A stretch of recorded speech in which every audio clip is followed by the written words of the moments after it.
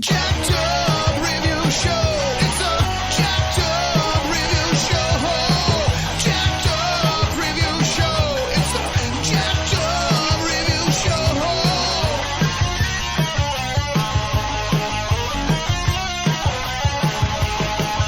Join us as we cover many an insane movie and numerous cult TV phenomenons. Are you ready to get jacked up? Are you with us? Then listen on. Listener discretion is advised. It's a jacked up review show. It's a jacked up review show. Jacked up review show.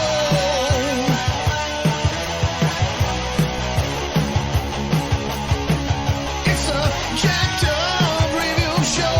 It's a jacked up review show.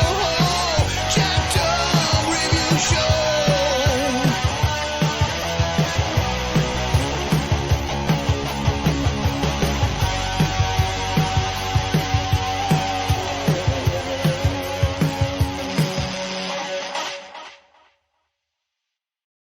All right, introducing to the show, Camber Menschel, sci-fi enthusiast and all-out fan. Welcome. That's me. How you doing?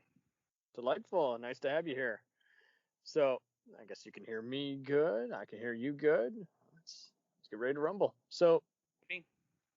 decided to just start off just the Star Trek themed podcast this year to just also incorporate the ones that were just love letters to the saga while being their own inventive world. So we are tackling both Galaxy Quest and the ongoing TV show The Orville. So, what was your intro to Star Trek in general, let alone both these shows, and how they were just kind of doing their own thing while having inside jokes that were definitely for the Memory Alpha quadrant?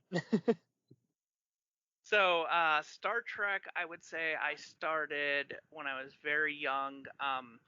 My parents and I have always been sci-fi buffs and enthusiasts. Basically, love letters to all of the things that are technical. Right. They would have. And it's just so funny how every time, whether it's just a Nazi troll on Facebook or just someone else who's just like, I just don't want to think about the real world. I'm like, well, you're gonna have some real life inspired stuff in your entertainment, and basically it's just so wild how the writers would talk about.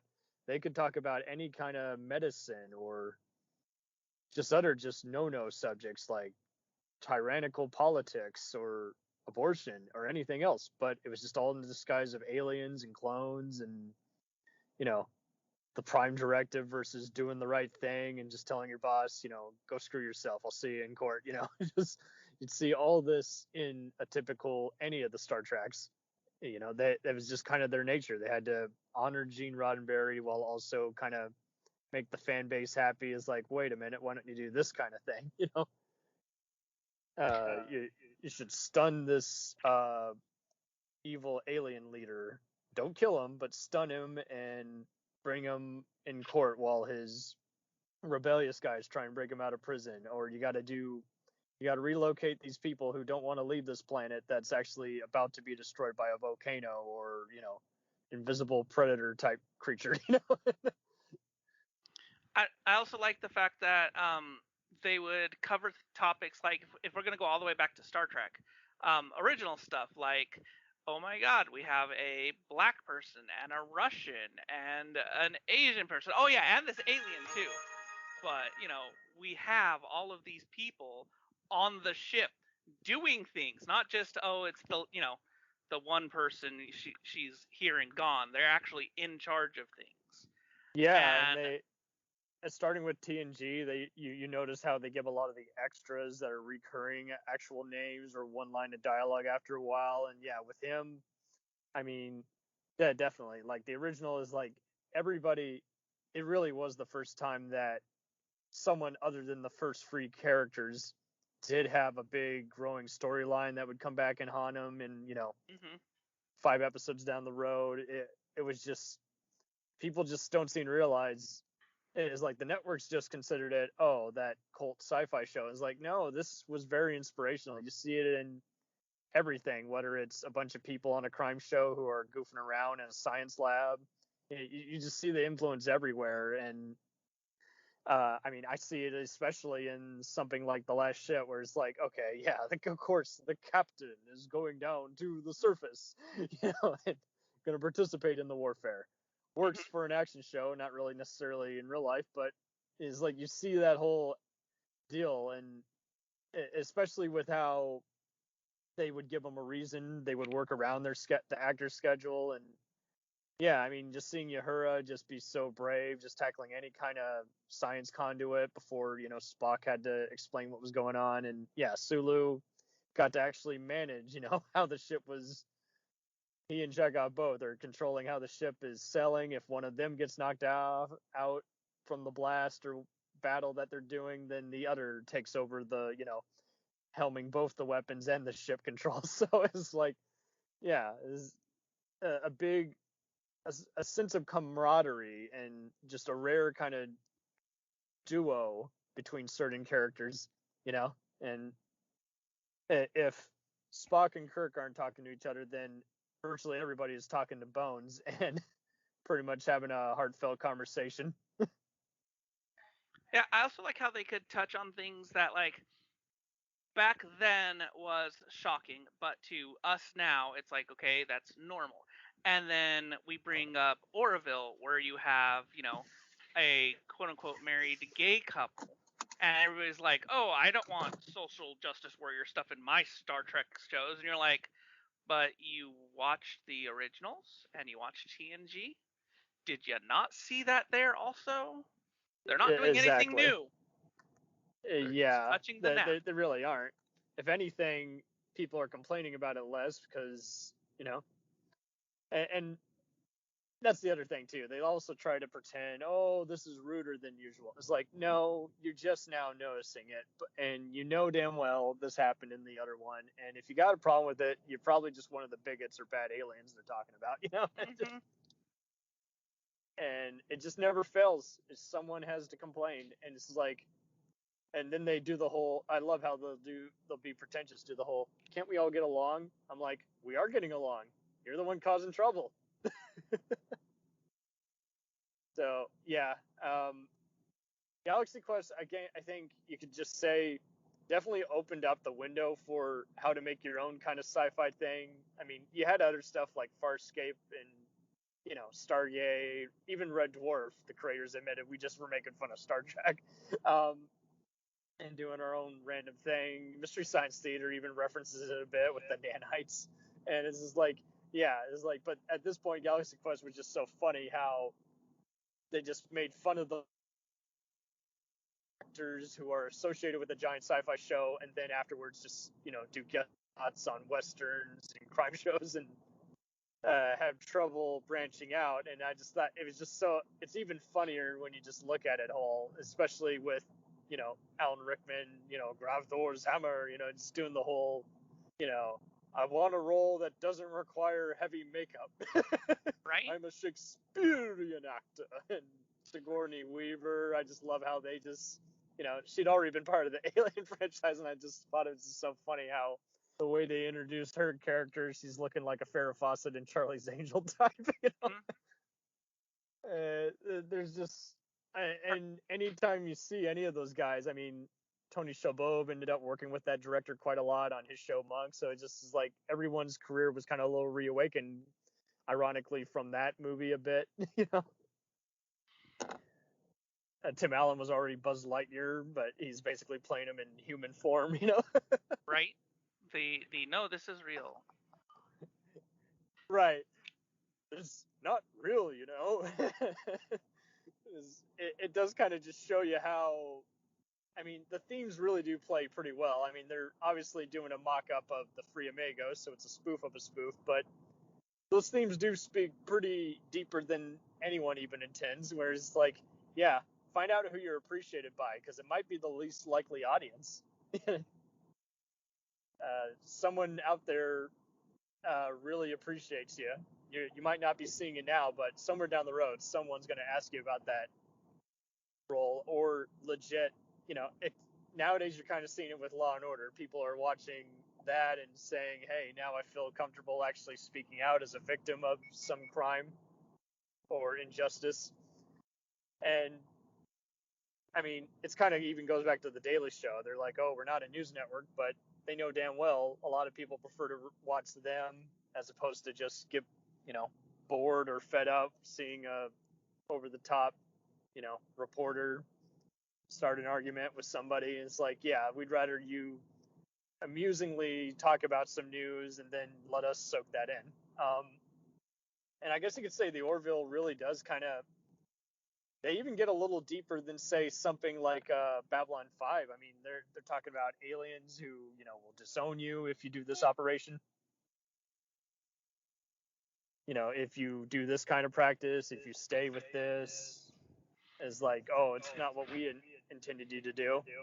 Well, one of the episodes was like, oh, it's based on how the stars were. This is how you were born. This is your class because you were born on a specific day. And it's like, that's dangerous to people if it's like, oh, your child could be this way, but if you wait like 3 days, then it'll be a different way. Or, oh, you better have your child now because if you wait 3 days, they're going to be a lower class.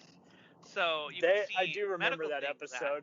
and like and it was, it's all changed by, oh, hey, look, a new star. yeah, that really did get deep, because it was just kind of hinting at how so many cultures and religions take, everything in the stars just so seriously. And even if something doesn't add up, oh, I can't question it, So it really is kind of a lot of fun seeing them go into some Neil deGrasse Tyson, Bill Nye kind of science, and just kind of do a spin on that.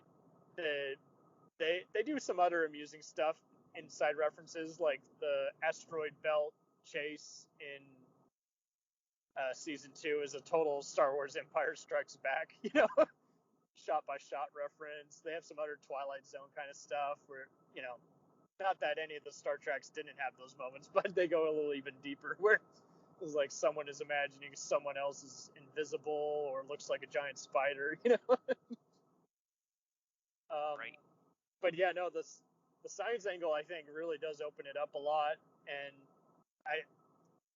do you feel like Seth MacFarlane just kind of goes in a different direction, or is he kind of doing just a love letter to kind of pop culture that he liked, while just kind of doing his typical kind of Family Guy formula, or neither, just kind of something totally different?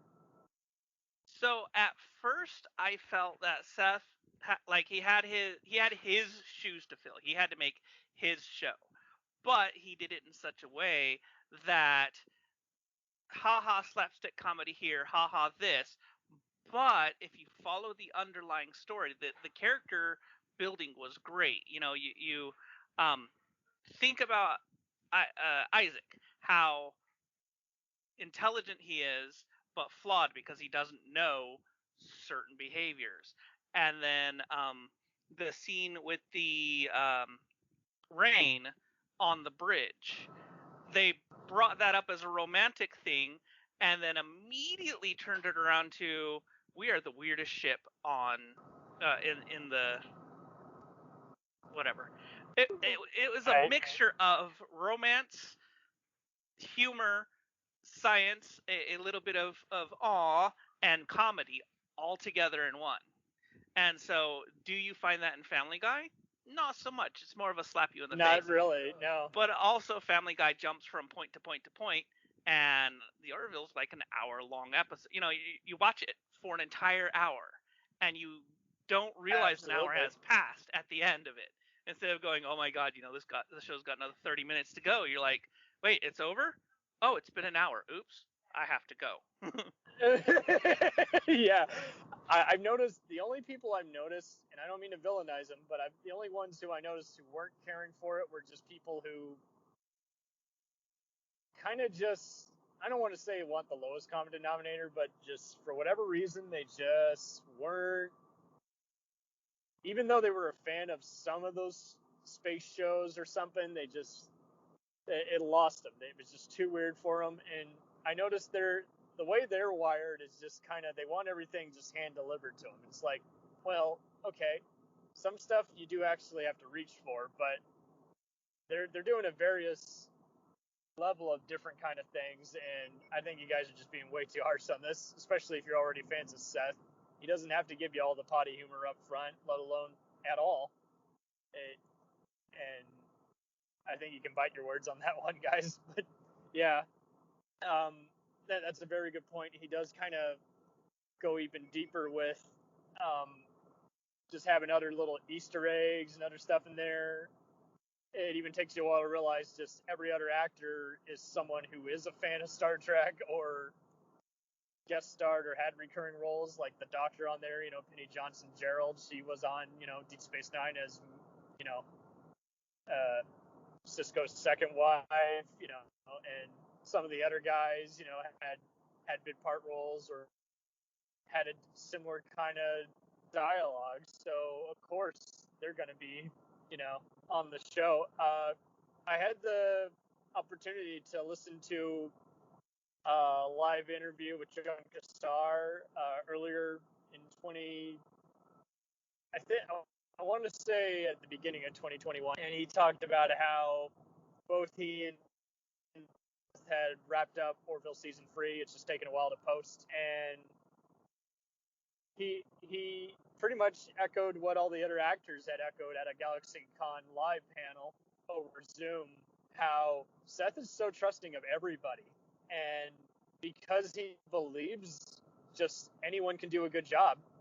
You don't have to question each other, micromanage each other.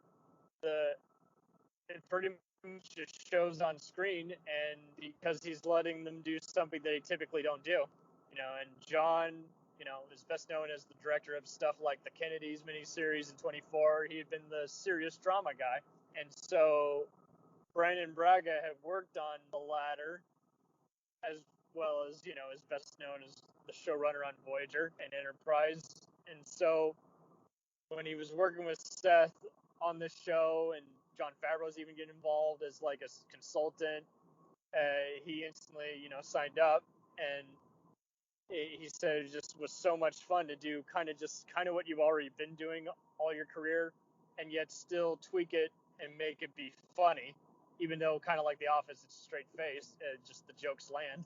Everyone knows their stage cues. Cast member Kelly who plays one of the admirals, said everyone is just so forgiving and trusting. Like, she'd never been asked to do the walk and talk while delivering a speech, and so that was kind of a new thing to do as an actor. And everyone else is also noticing that they've never delivered these kinds of jokes before, and so it's also kind of amusing seeing people who worked with Seth before on either his animated stuff or the Ted movies show up in cameos, like Liam Neeson, Charlize Theron, as the villainess of the week. So, but why do you think it also kind of gels as being its own special deal? Aside from the science and embracing different kinds of humor. I definitely think it helps that, it's Seth, so you know that there's going to be comedy, and then you see how there's deeper stuff. But it's not Family Guy, so you can't go, oh, this is a joke that they did there, or oh, this is a joke that they did somewhere else. As far as I've known, everything in the Orville is new, and they so many different little tropes that they could fall into, like the godlike character, let's say Q or something like that, where they haven't done that because they don't need to. They have other quasi-science things. I remember there was a sector of space they did the that giant smashed cyborg everything takeover episode. They did that. There was the sector of space that smashed everything into a 2D zone, and you're like, well, here's a guy who's not listening to the science, and he's just like, oh, you can't tell me what to do, and they're like, we're trying to save you, and he ends up getting killed because he wouldn't listen. Like, that kind of relates to what's going on right now. But Yeah, they're not even afraid to end episodes even a little darker than usual, which was just a total no-no in Star Trek and kind of makes it stand out a little more. Star Trek has done overcomplicated, time travel before, and their time travel was kind of a self-aware plot twist on that, and just kind of ended it amusingly, and then is like they have the characters enjoying their current, which should definitely be a special kind of hell. Is then they find out, well, I'm kind of enjoying this. Now I'm lonely. Now I'm gonna get back to the actual timeline I belong in. Right. A gentle play on that, as opposed to overcomplicating it further or making it too just twisted. They definitely know when to pull away, and there's definitely never any dead spots where you're like, okay, it's too much, and they have some other inside voice cameos, and you kind of just, you never know when to look for it. It's the right kind of surprise. Like, you knew that there was this other blue alien that the ex-wife and second in command was sleeping with, but you didn't know it was Rob Lowe, and that's kind of a fun, play on his over-the-top persona. And you had Bruce Willis do a voice cameo as a guy at a bar, and that's kind of making fun of his kind of hermit kind of look nowadays. So it's just like, yeah, it's like there's always kind of two layers to some of the jokes and character development, like you say. Like, there is a purpose to it. It's not just, it's only going to look random if you're really not paying attention. So, going a little back to Galaxy Quest, do you think this is it for it? Because it seems like they wanted to follow a web series, and Alan Rickman passed away, and Alan politely said that, oh, we're still thinking of doing some way we can follow it up, and it looks like it's just kind of not progressing. I guess you can carefully say this is it for Galaxy Quest. It'll always be a awesome movie that's embraced. So I think that Galaxy Quest, while it was a love letter to the fans, and the fact that, we all dream that something like this is really possible. There are aliens out there that are higher, technologically more advanced than we are, that can take us to where we are. They see our shows and go, oh, this must really be real. Well, let's go do this. So, the dream of that will always stay alive. But as far as Galaxy Quest itself, I don't think they'll bring it back. I think it fell into the, it's really cute, it's nice, but how long has it been calling for Firefly to come back? And Right. They won't do it. Yeah, it's just too good. Where would you start? To the creator, they'll never say it to anyone, but anyone who knows them just knows that, the chapter's done. On to the next best thing. And like you say, I mean, yeah, it does open up that whole, if there are aliens out there, what do they think of our shows? Do they have technology that we only envision in the movies? Do they think we're weirder than them? There are some fun discussion points, and it is kind of wild how, yeah, at that time everyone was just kind of, despite all the fan clubs, even if it wasn't just a Star Wars rivalry, there was just a lot of people like, oh, you guys, you only stand in your basement, when you live with your parents, yada yada. It's like, it kind of just helped de-villainize geekdom. It's like, well, you can be a movie buff and still live some kind of a life, as opposed to just be the ne'er-do-well who's not that socially active or weird. It's like, no, it's like there's a voice for everyone here. It is funny how a few other people had brief roles in there. Justin Long, the Mac Kid from Die Hard 4 and Jeepers Creepers was one of the geeks who meets them at the convention. And Rainn Wilson, years before The Office, 6 Feet Under is on there. It's just that even funnier. See, I think one of the problems where Galaxy Quest would have run into is one of the quote unquote key components of Galaxy Quest is the fact that the fan or fans know more about the ship because I don't currently have, but many people have technical readouts of starships that aren't created, and know which pathways they could run down to Right. get to certain Crew places. And compliments, the shield break. actors don't know any of this. They knew their lines, and some of them don't even know that. I mean, um, we were watching a thing with Anna Kendrick in it a while ago talking about Twilight, and she was like, "Was I even in that movie?" And we're like, "Yeah, you were." So people know that the fans know so much more about a show than the people that were even in the show. I think that's Absolutely. hilarious. And so, after a little while, the answer becomes, "Oh, let's just ask the geek. Let's just ask the nerd. Let's ask this guy." And, you know, it'll have to get out sooner or later that there's aliens and there's other things going on because general people talk.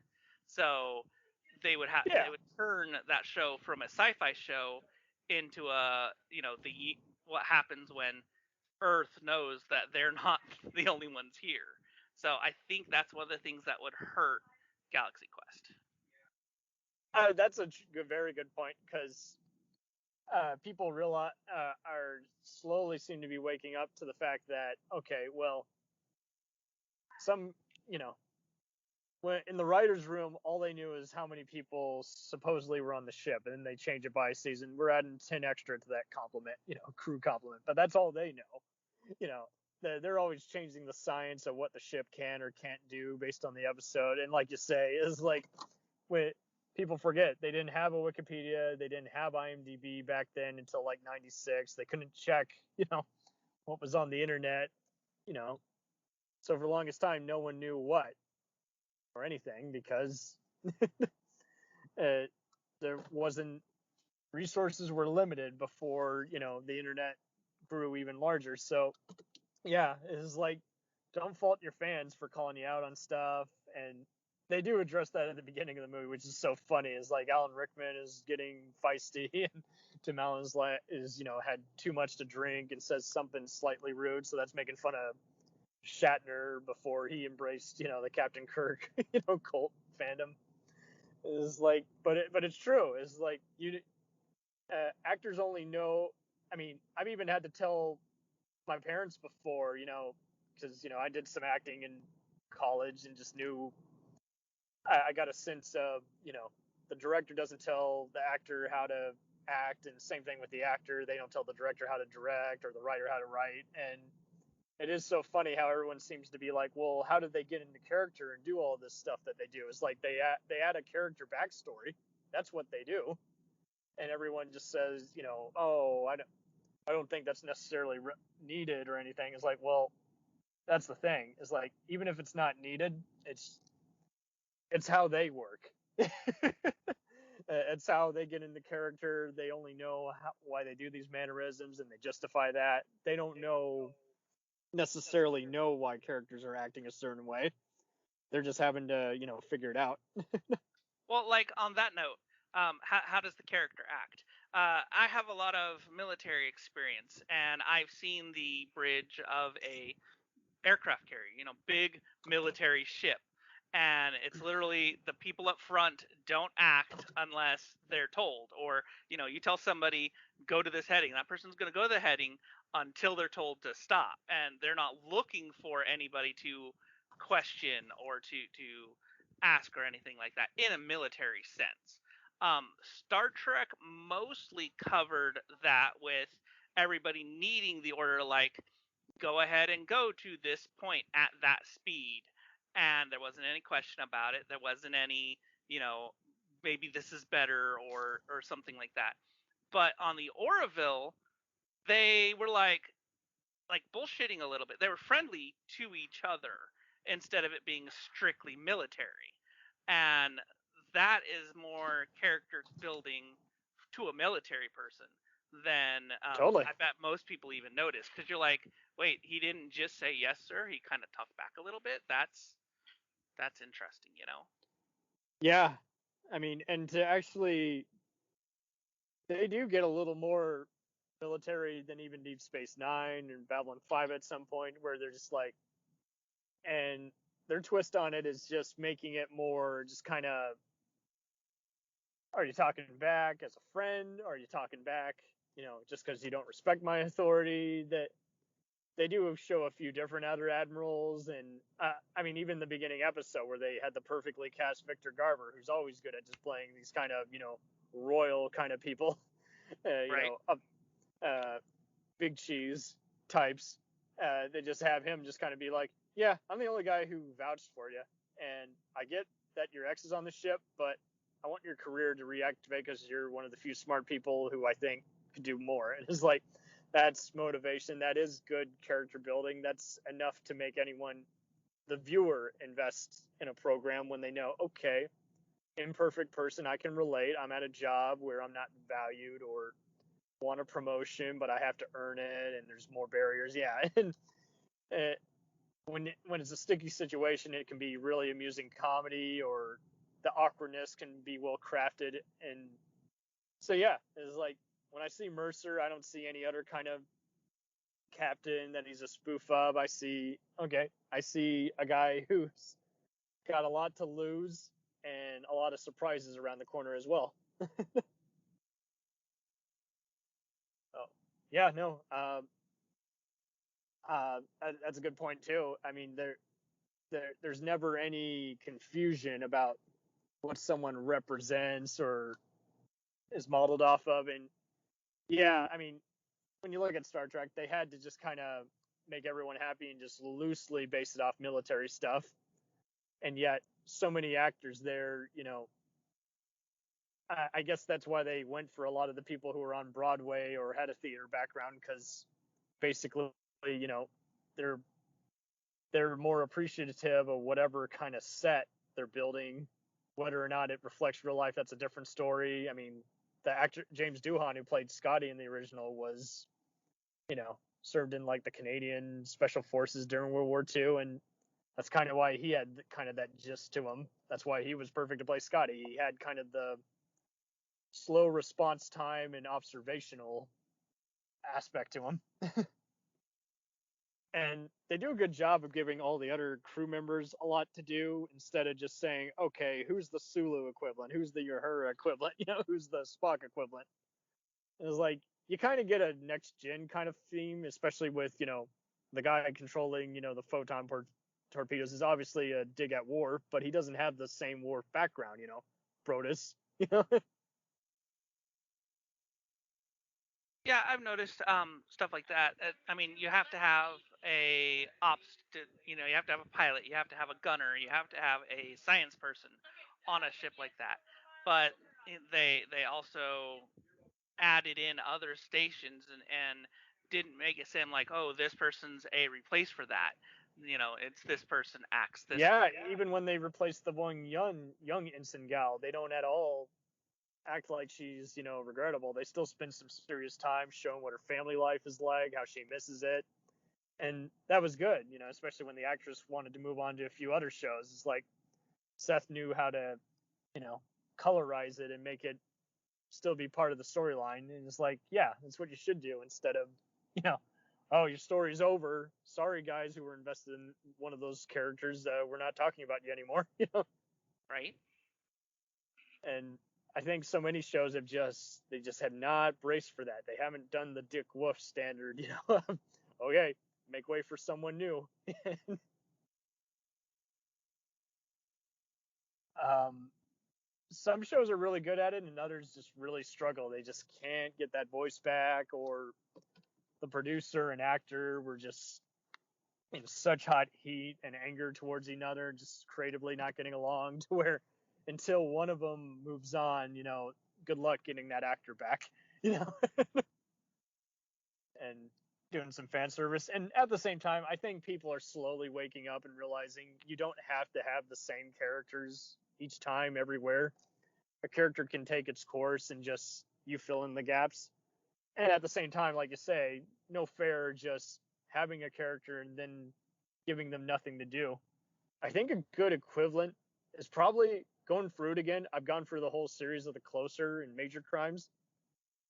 every character has something to do there, and it's just rare because, like you say, it's like they didn't really suffer with it on the Star Trek shows. Some of the knockoff shows did, but it's like, yeah, there have been times where it's like, okay, give me something to do, you know, as both an actor and as a character, and they pretty much fulfill that. Like the cyborg on the show, you know, is hardly just a Data equivalent. He's, you know, obviously spoofing Data in some way, but he's also still got his own timeline and a lot of special things that only he can solve, and he doesn't know how. And like you say, I mean, all the other engineers and other things, you know, they got to figure out their love lives and other stuff and what they want to do as people. And that really is special that they were able to just dedicate that much time instead of just, you know, unsure of how they wanted to proceed. And they definitely didn't make it all about the jokes. Yeah. If it had been just jokes, I think, like you said, everyone would have tuned out because they're like, okay, I don't have to take it seriously.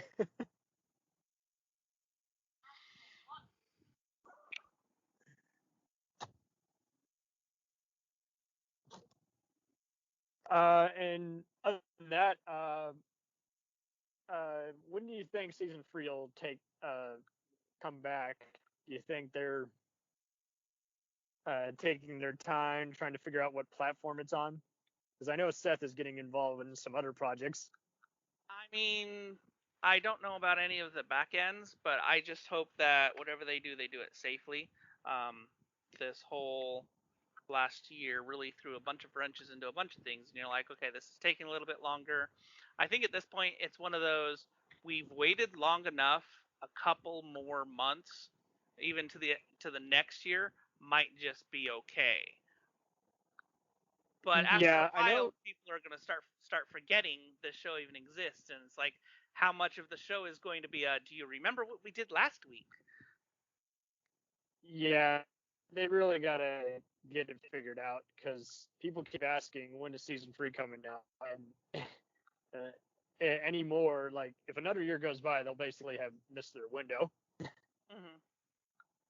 They'll have a show in the can that no one has still not yet seen, and it's like, well, what are they waiting on? Because if they've shot all the foot material like John and has said he and Seth had done, then at this rate, all they really need to do is add the visual effects and edit.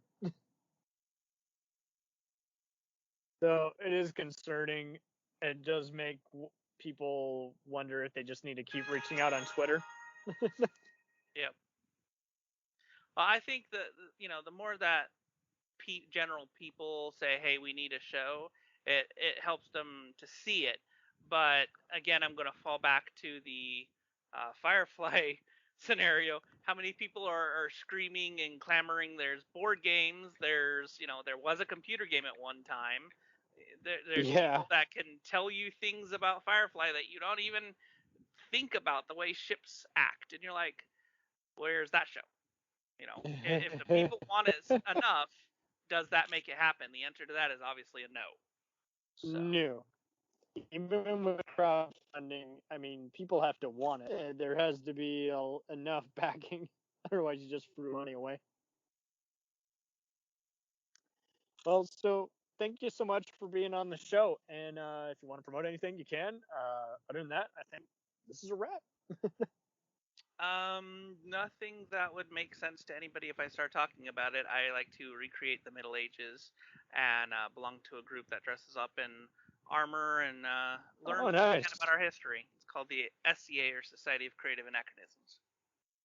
Even better. I've been to a few Renaissance fairs myself, and people have to realize, even if you're not into other similar stuff like cosplaying or Civil War type reenactments, is like stuff like that, that's really awesome because again, you can get an idea of how people before you were living and breathing. It's just it really is just very intriguing, and it does make one wish that some local theater actors could try doing that in their spare time as well and kind of add some fun.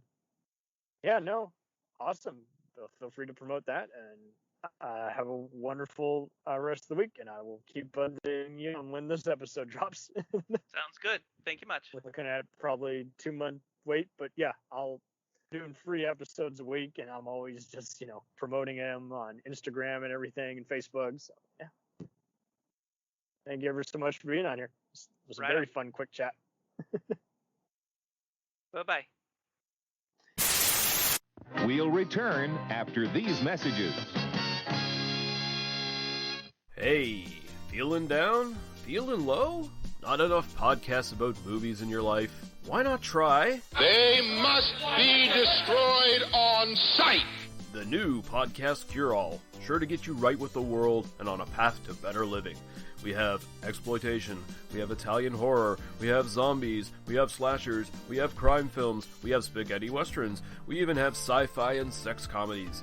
So take a dose of They must be destroyed on sight. as needed, and let the hosts, Lee Russell, Daniel Harper, Paul Romali, and the odd guest host cure what ails you. Warning, may cause atrophy, African consumption, black fever, bone shave, chin cough, colic, cramp colic, dropsy of the brain, elephantitis, grocer's itch, jaundice, mania, miasma, mortification, palsy, Pott's disease, rheumatism, scurvy, St. Anthony's fire, summer complaint, and worm fit in some people. Consult a physician before listening.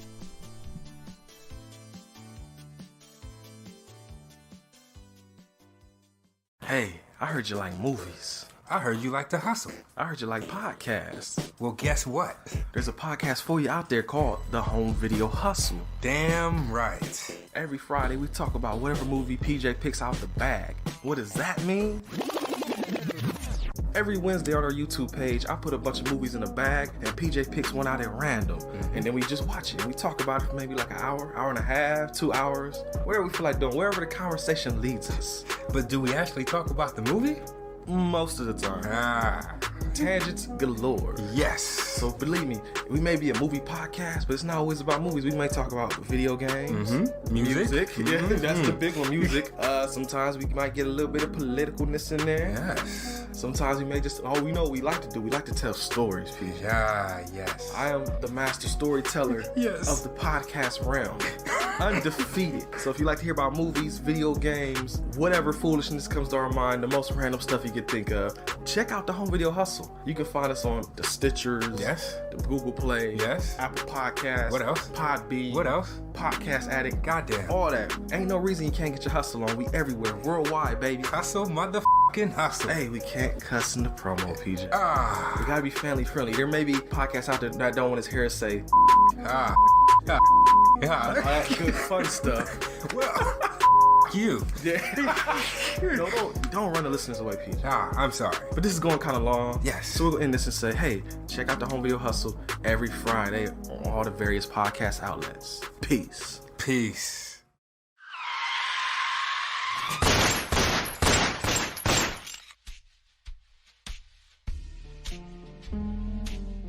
As far back as I can remember, I always wanted to be a gangster. And while Witch didn't make it to the top of the world, he did make the Gangs of Hollywood podcast. So join the gang and enjoy a movie review podcast about movie gangs, gangsters, mobsters, and the mayhem they cause. You can find GOH Podcast on Facebook, Twitter, and Instagram at GOH Pod at www.gohpod.com, as well as your favorite podcast listening app. And remember, say hello to your little friend for me.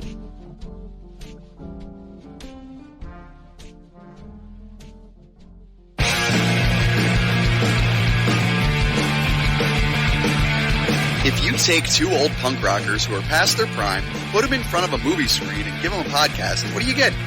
Cinema Punks. Cinepunks. It's the mixtape of movies.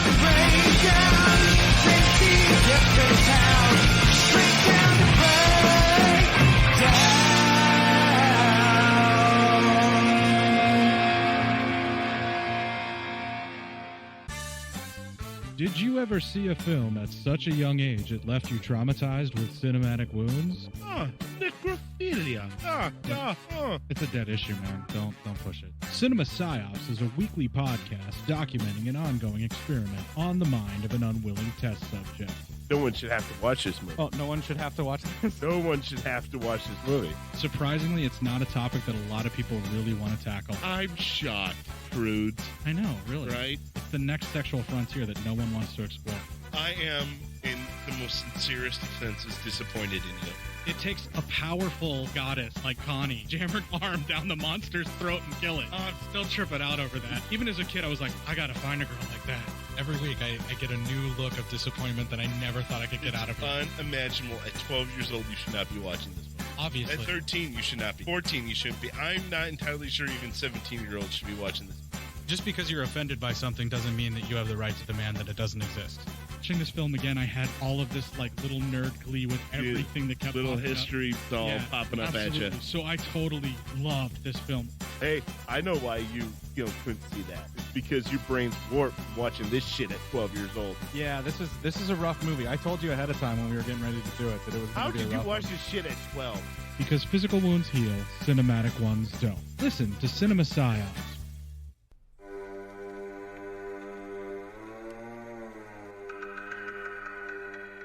Hey everybody, I'm Corey. And I'm Zach, and we're the hosts of Podcasting After Dark, a cast dedicated to late-night horror and sci-fi of the 80s and 90s, often found on HBO and Cinemax. You know, the movies your parents didn't want you watching as a kid. You can find us every other week on Apple Podcasts, Spotify, Podbean, and Stitcher. This is what you want. This is what you get.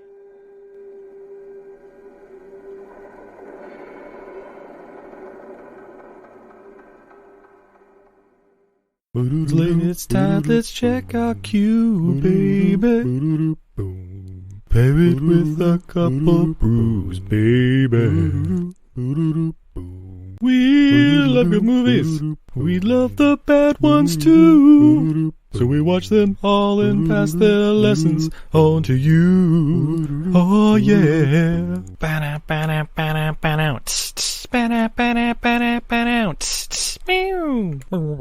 Everything I learned from movies helps to make life a little bit groovy. With a one-last plot holes and gratuitous movies. It's time to get busy with your friend Steve and Izzy. At eilfm.podbean.com. Welcome to Who Was She podcast. I am your host, Tara Jabari. After a decade working in documentaries, marketing, and all things digital media, I found that podcasting is a strong medium to share stories. After years of producing for others, I decided to start my own biographical podcast. Who Was She will focus on the life of a woman throughout Baha'i history. The first season is about Lydia Zemenov. Lydia's story explores the subjects of the power of language and faith. Her father invented the universal language Esperanto, and she came from a Jewish family and became a Baha'i. She grew up during World War I and was killed during World War II in a concentration camp, despite heroic efforts to save her life. How can one person's life intersect with so many others, connect across borders, and inspire a biography which inspired this podcast? Over the next few weeks, I will share her story with you and the lives that were most affected by her and those who affected her life as well. They include her father, Ludwig Zemenov, her spiritual mother, American journalist Martha Root, and the Baha'i German soldier Fritz Mako, who worked for the resistance undercover while having to serve the Nazi Party. I want to thank the author Wendy Heller and George Ronald Publishing for their blessing to let me use Heller's biography, Lydia, The Life of Lydia Zemenov, Daughter of Esperanto, as a main and instrumental resource for this podcast.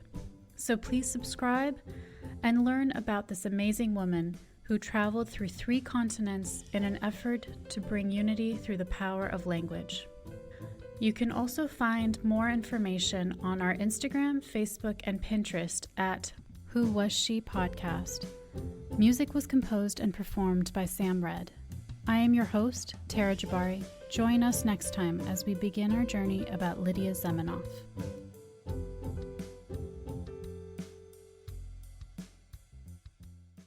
Hi, everybody. It's Mac Jackson. I wanted to invite you to a new site called the Forever Adventure Network. This website has everything: pictures, videos, blogs. There's original music by Harmony Constant, 2 podcasts.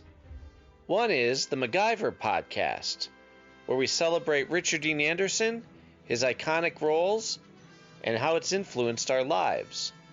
There's episode discussions, interviews, and life conversations. The second podcast is the Never Gets Old podcast, where we celebrate all the best things that we love in life, from TV, movies, music, and comics. The site is also the home for the MacGyver SG-1 audio series, an ongoing adventure series that continues the adventures of MacGyver and SG-1. There are also multiple stores to choose from for all of your pop culture and adventure needs. Come on by and check us out today. And thanks for joining the adventure. Are you sick of the same old stale podcasts? Well, then join Vanessa and Darren as they dissect movies of all kinds. The 2 lifelong cinema lovers bring their favorites, curiosities, and first-time watches to the operating table and inject them with a healthy dose of snark. Then there's the waiting room, where they examine books and short stories. So just look for them on Apple Podcasts and where fine podcasts are available. They're part of the Legion Podcast Network. Follow them on Twitter at VDClinicPod. Join them on Facebook at facebook.com/groups/VDClinicPod. Or email them at vdclinicpod@gmail.com. They're ready to cure what ails you. And still, they just might be a little contagious. Hi there. It's Heather from the Watching Netflix Without You podcast. Did you know that there are over 1,200 Netflix original feature films and documentaries? And that number is only growing. So I've made it my mission to watch as many as I possibly can. Then, with a delightful guest or guests, disclaimer, more often than not my brother Ryan, we spend an episode rating, reviewing, and discussing a film at length. The first half of every episode is spoiler-free for those who haven't seen it yet, and in the second half, after a very clear spoiler warning, we dive into it. And that's really about it. You can listen to Watching Netflix Without You on Apple Podcasts, Google Podcasts, Spotify, and more. We now continue with our program.